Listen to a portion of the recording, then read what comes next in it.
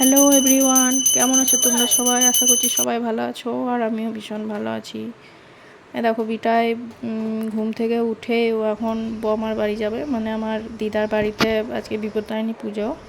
ওই জন্য ও বলছে যে চলো চলো করছে, আর আমি তখন একটু মজা করছি যে যাবো না করে করছি।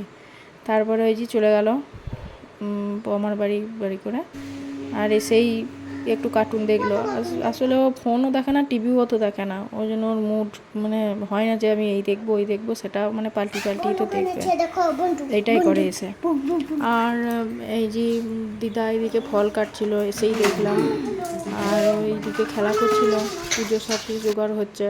আর এই মাসি এদিকে আটা মাখছে, লুচি হবে ভোগের এমনি বিপত্তারিণীরও পুজোর এমনি লুচি হবে, আর এমনি আমাদেরও খাওয়ার জন্য উপোস থাকবো, তো ওই জন্য লুচি হবে। আর এদিকে এই যে লুচিটা ভাজছে দিদা ভোগের জন্যে, আর মাসি এদিকে রান্না করছে, ঘুগনিটা করছে। তাই আমি এসে বলছি কই কী করছিস দেখি। এই মাসি এদিকে ঘুগনি চাপিয়ে দিয়েছে, আর কুমড়োর তরকারি ইয়ে করছে। আর তার মধ্যে আমি আবার দিদাকে মানে চানটা করে আসবি, চল পুজোতে বসবে দিদা। দিদাই করে প্রত্যেক বছর, দিদাই পুজো করে।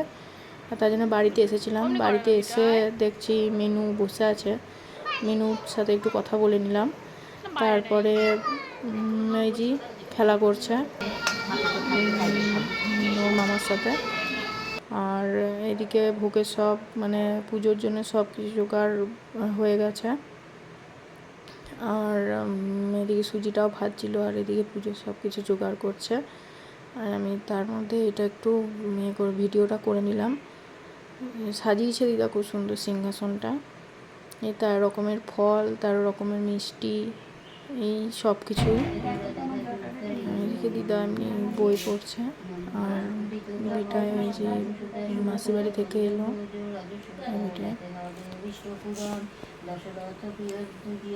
দিদা এমনি ঘরেই নিজে বইটা পড়ে।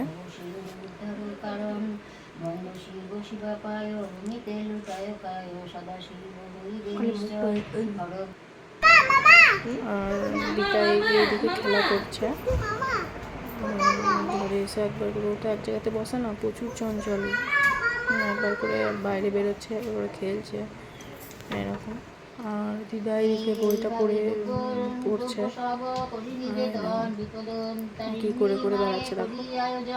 বিপদ তারিণী মায়ে করি নিবেদন, অনন্তর যত্নে বিপ্রে করায় ভজন, উপনীত সহকর বন্ধু জগৎ পথে বই পড়া এদিকে হয়ে গেল, বই পড়া কমপ্লিট।